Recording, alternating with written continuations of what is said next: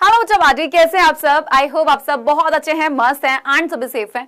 Start करेंगे guys आज की क्लास को। चैप्टर चल रहा है क्लास 9 आप लोगों का, जीवन की मौलिक इकाई। ये जो चैप्टर है गाइस, अगर मैं इस चैप्टर की बात करती हूँ, देखो क्लास 9 का सबसे बेसिक, बहुत ही बेसिक चैप्टर है और बहुत ही इंपॉर्टेंट चैप्टर है। क्लास 9 का सबसे पहला बायोलॉजी का यही चैप्टर आता है और ये ऐसा चैप्टर है, ये समझ नहीं आया तो आगे के चैप्टर समझ नहीं आ सकते तुम्हें, है ना। तो चाहते हो ना कि सारे के सारे अगर तुम्हें चैप्टर समझ आए तो तुम्हें ये समझना बहुत ज्यादा जरूरी है।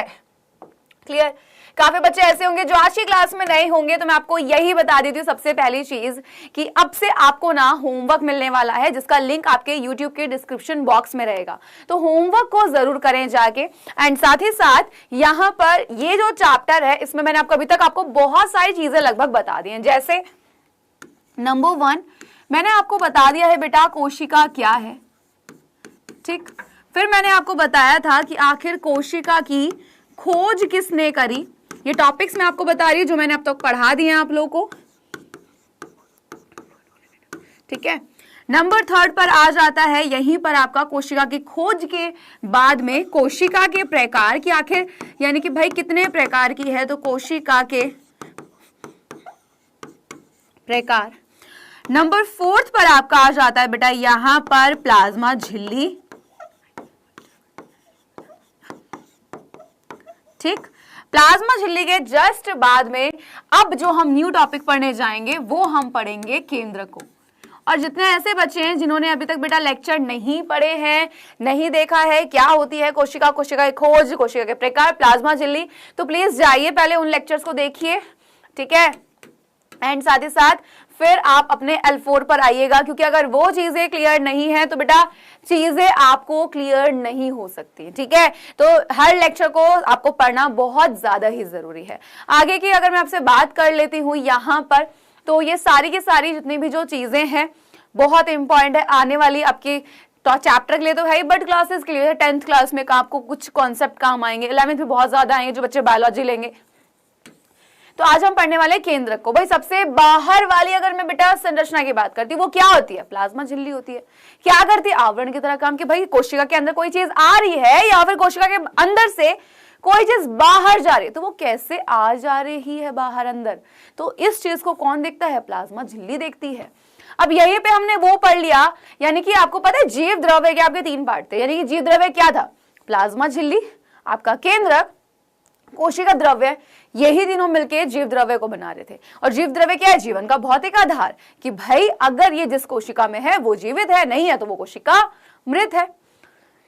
अब यहां पे अगर मैं आपसे बात करती हूं इस कोशिका में, तो ये जो केंद्रक है इसका अपने आप में एक इंपॉर्टेंट रोल है, ठीक है। केंद्रक जिसको बोला जाता है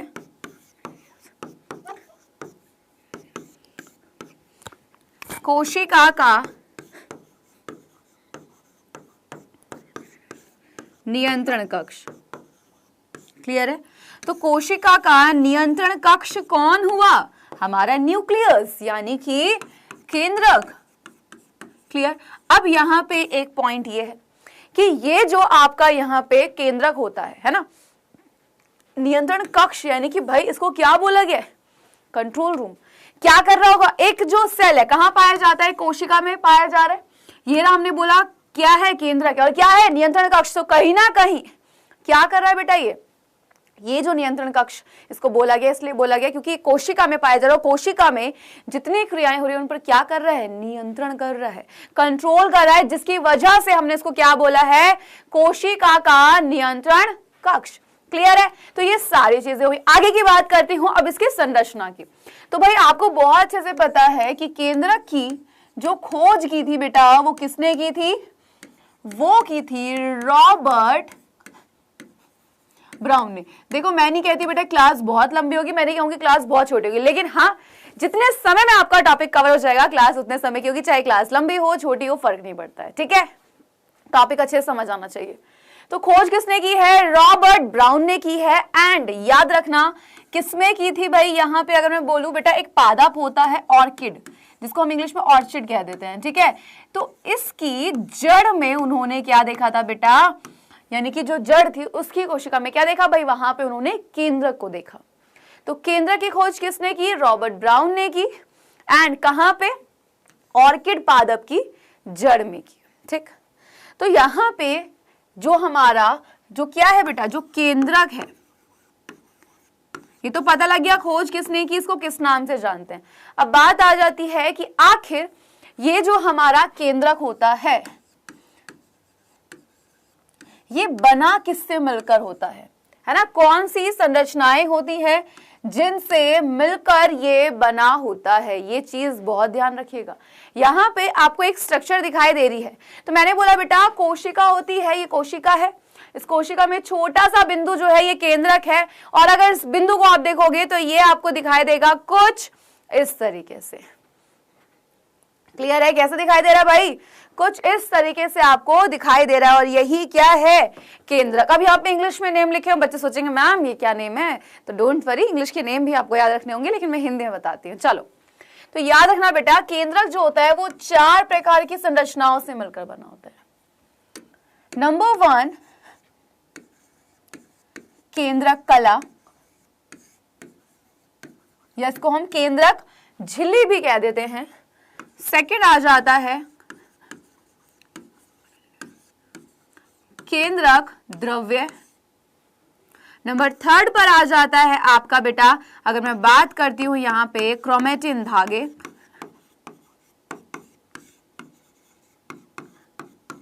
ठीक, एंड नंबर 4 पर आ जाता है आपका केंद्रिका। ये 4 वो संरचनाएं हैं जिनसे हमारा जो केंद्रक होता है गाइस, बेसिकली वो मिलकर बना होता है। ठीक है, तो केंद्रक इन 4 संरचनाओं से मिलकर बना होता है, याद रखना। और केंद्रक पाया किसमें जाता है, जो हमारी यूकैरियोटिक कोशिका होती है। क्लियर है, तो जो हमारी यूकैरियोटिक कोशिका होती हैं उनमें क्या मिलता है, केंद्रक मिलता है। और याद रखना कि जो केंद्रक होता है मेरे बच्चे, वो यूकैरियोटिक में तो मिलता है, लेकिन हर यूकैरियोटिक सेल में, हर यूकैरियोटिक कोशिका में वो नहीं पाया जाता। जैसे आरबीसी, उसमें न्यूक्लियस नहीं होता है, तो ये बहुत ही इंपॉर्टेंट पॉइंट है। ठीक है, अब ये सारी चीजें पता है, एक एक करके हम इनको पढ़ेंगे, है ना। सबसे पहले बेटा बात करेंगे यहाँ पे किसकी, केंद्रक कला की। तो नंबर 1 हेडिंग आपकी डलेगी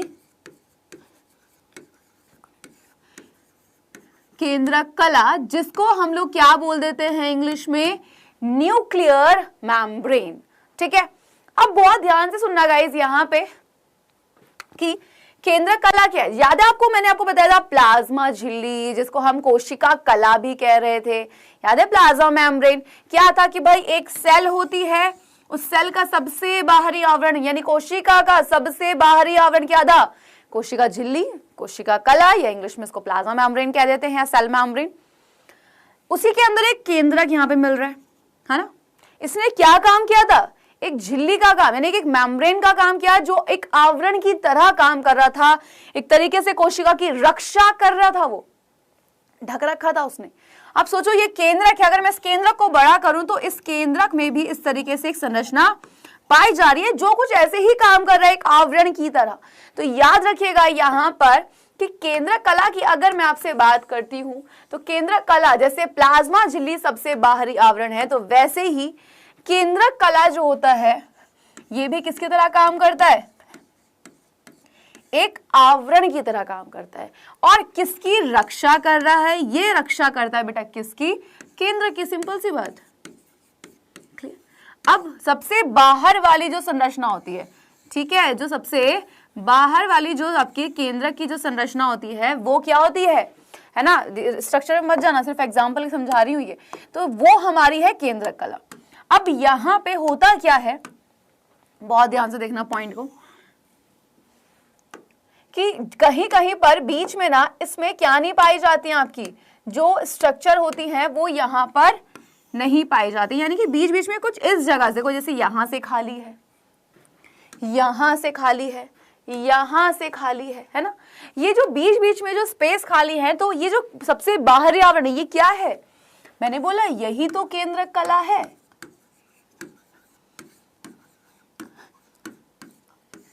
ठीक है, क्या है बेटा, यही तो केंद्रक कला है। एंड ये जो केंद्रक कला है, ये वाला जो है यहाँ पे, ये वाली संरचना, और ये जो यहाँ पे है, ये क्या है, ये छिद्र है। तो इस केंद्रक कला में कहीं कहीं पर क्या मिल रहे हैं, छिद्र मिल रहे हैं, जिनको हम क्या बोल देते हैं, आपका केंद्रक छिद्र,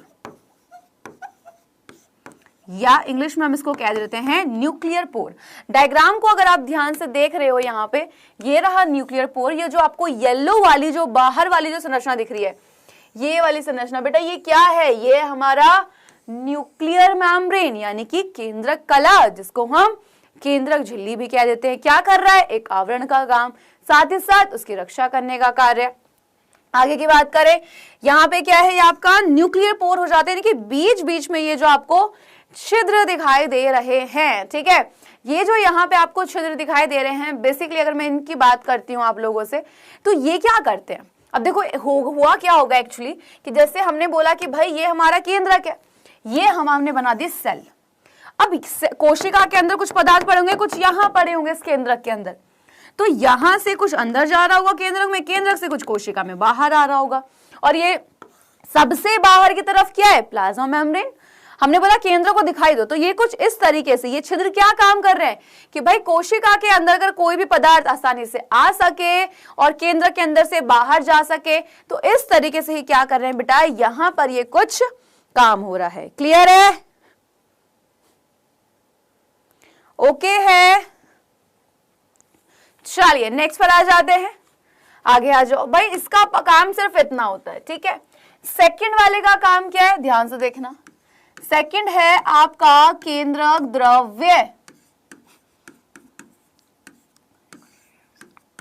ठीक। केंद्रक द्रव्य जो होता है, जैसे कोशिका के अंदर क्या होता है, कोशिका द्रव्य, वैसे केंद्रक के अंदर कोशिका द्रव्य। कोशिका के अंदर जो कोशिका द्रव्य उसमें क्या है, सारे के सारे सेल ऑर्गेनेल्स, यानी कि वहां पे आपका राइबोसोम भी है, वहां पे आपका माइटोकॉन्ड्रिया भी है, सारे के सारे हैं। वहीं पे अगर मैं बात करती हूँ आपसे केंद्रक की, तो केंद्रक जो है, अगर मैं यहाँ पे बात करूँ तो केंद्रक के अंदर क्या, कोशिका द्रव्य। अब आप यहाँ एक चीज नोटिस करोगे, इसके अंदर भी कुछ चीजें पड़ी हुई हैं।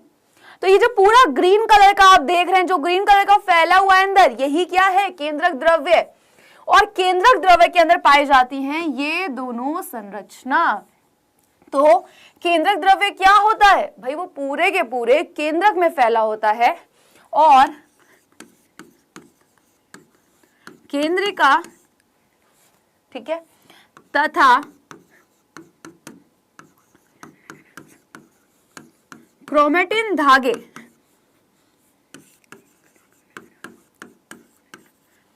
कहां पर होते हैं भाई, सारे के सारे ही उसी में होते हैं। ओके, कहां होते हैं भाई, तो यहां पर ये केंद्रिका एंड क्रोमेटिन धागे जितने भी होते हैं यहां पर, ये सारे के सारे कहां पर होते हैं भाई, आपके इस केंद्रक द्रव्य में पड़े होते हैं। क्लियर है, ओके। चलिए, तो यहां पर ये सारी चीजें हो गई। अब बस इसका इतना काम होता है। अब आते हैं हमारे मेन दो पार्ट, जो कि है कौन से, तो सबसे पहले हम यहाँ केंद्रिका की बात कर लेते हैं।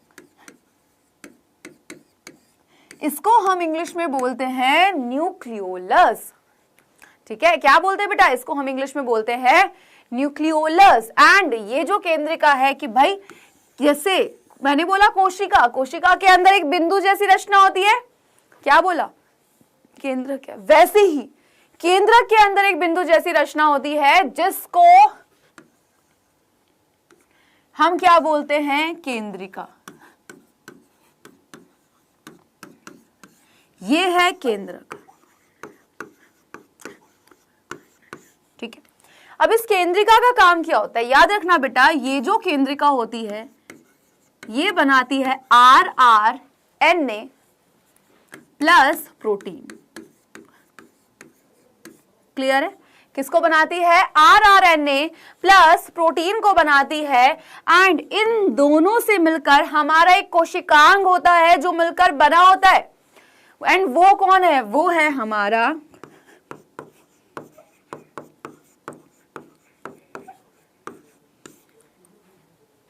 राइबोसोम। याद है आपको, अभी राइबोसोम को बहुत डिटेल में पढ़ेंगे जब हम कोशिकांगों को पढ़ेंगे। तो राइबोसोम क्या है भाई, ये एक ऐसा कोशिकांग है, याद रखना, राइबोसोम हमारा वो कोशिकांग है जो प्रोकैरियोटिक में भी पाया जाता है एंड यूकैरियोटिक में भी। यूकैरियोटिक में 70 और 80 दोनों मिलते हैं, जबकि जो प्रोकैरियोटिक होते हैं वहां पे सिर्फ 70S पाए जाते हैं। क्लियर, अब यहां पर राइबोसोम पाए गए। मैंने बोला बेटा ये कब बनेगा, जब इन दोनों से मिलकर, और इन दोनों को किसने बनाया, इसने।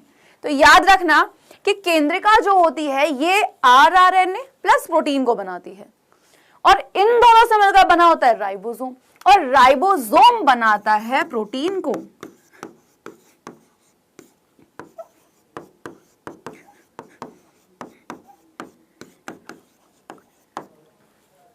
ठीक है, अब सोचो अगर ये प्रोटीन को बनाता है, सोचो कि भाई मेरी एक फैक्ट्री है जहां पे केक बनता है, तो मैं क्या बोलूंगी, भाई केक बनाने की फैक्ट्री। वैसे ही राइबोसोम प्रोटीन को बनाते हैं, तो क्या मैं राइबोसोम को ये कह सकती हूं कि भाई ये प्रोटीन की फैक्ट्री है।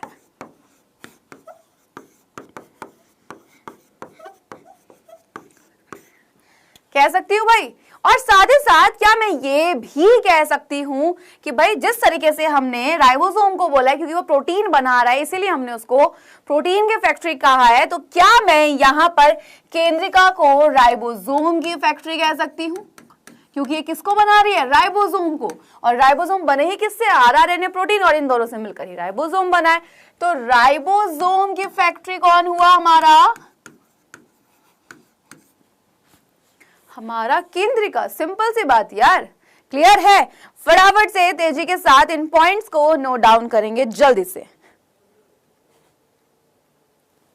हुआ, वापस समझो। मैंने बोला बेटा केंद्रिका क्या है, आपका केंद्र के अंदर, इस डायग्राम में देख रहे हो ये काला काला पत्थर सा दिख रहा है, यही केंद्रिका है। तो केंद्रक के अंदर एक बिंदु जैसी रचना होती है जिसको हम लोग क्या बोलते हैं, जिसको हम लोग बोल देते हैं हमारा क्या, केंद्रिका। केंद्रिका जो है ये आरआरएनए प्लस प्रोटीन को बनाती है, और इनसे राइबोसोम मिलकर बने होते हैं। राइबोसोम को बना रही है इसीलिए हमने इसको बोला राइबोसोम की फैक्ट्री। खत्म कहानी, क्लियर है।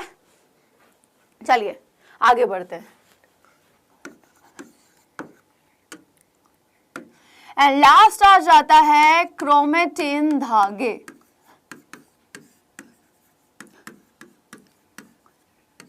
ठीक है, बेसिकली क्रोमेटिन धागे हैं क्या, धागों के समान संरचना, शायद इसलिए धागे बोला है।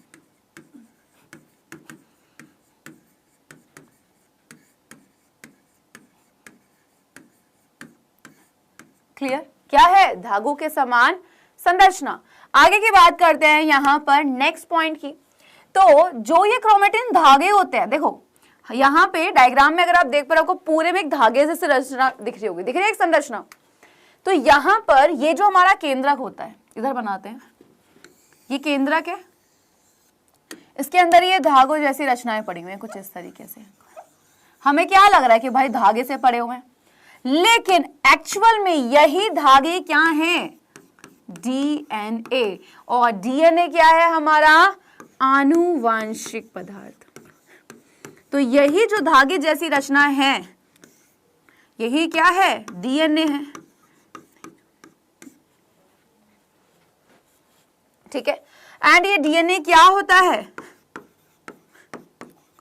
डीऑक्सी राइबो न्यूक्लिक अम्ल। ठीक है, तो डीएनए का पूरा नाम डीऑक्सीराइबोन्यूक्लिक एसिड यानी कि डीऑक्सीराइबोन्यूक्लिक अम्ल। और ये क्या है, आनुवांशिक पदार्थ है, जो जितनी भी जो सूचनाएं होती हैं आनुवांशिक, उनको एक पीढ़ी से दूसरी पीढ़ी में पहुंचाने में मदद करता है। अब ध्यान से सुनना, यहाँ पे 3 पॉइंट आते हैं, गुणसूत्र, जीन और डीएनए। मैंने बोला बेटा ये धागे समान संरचना तो आपके क्या है, डीएनए है, लेकिन जब ये धागे के समान संरचना होता है तो हम इसको क्रोमेटिन धागे कह देते हैं। अब ध्यान सुनना, मैंने बोला ये क्या है भाई, ये है हमारे क्रोमेटिन धागे।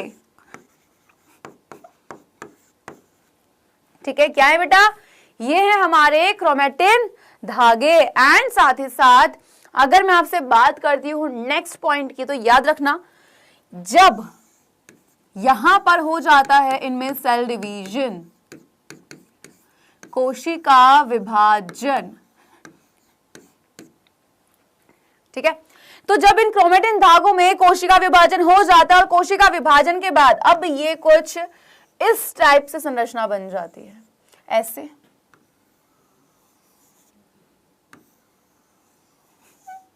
ऐसे एक्स लाइक स्ट्रक्चर बना लेता है, ठीक है। तो जब ये एक्स लाइक स्ट्रक्चर बन जाता है तो क्या मैं इसको ये फॉर्म बना सकती हूँ, क्या मैं इसको ये स्ट्रक्चर दे सकती हूँ? तो याद रखना कि केंद्रक में जो डीएनए होता है वो कोशिका विभाजन से पहले इन क्रोमेटिन धागों के रूप में पाया जाता है, लेकिन जैसे ही कोशिका विभाजन हो जाता है यही क्रोमेटिन धागे इस एक्स लाइक एक स्ट्रक्चर बना लेते हैं। अब इस संरचना को हम बोलते हैं गुणसूत्र। ठीक है, अब ये क्या है? गुणसूत्र, जिसको हम इंग्लिश में बोल देते हैं क्रोमोसोम्स। ठीक है, तो क्रोमोसोम कहते हैं। अब बात आई जीन क्या होता है। तो बेटा देखो, ये था हमारा, हमने बोला ये हमारा डीएनए, ठीक, और इस डीएनए का एक छोटा सा पार्ट हमारा होता है जीन। तो हम कह सकते हैं कि जीन क्या है? डीएनए का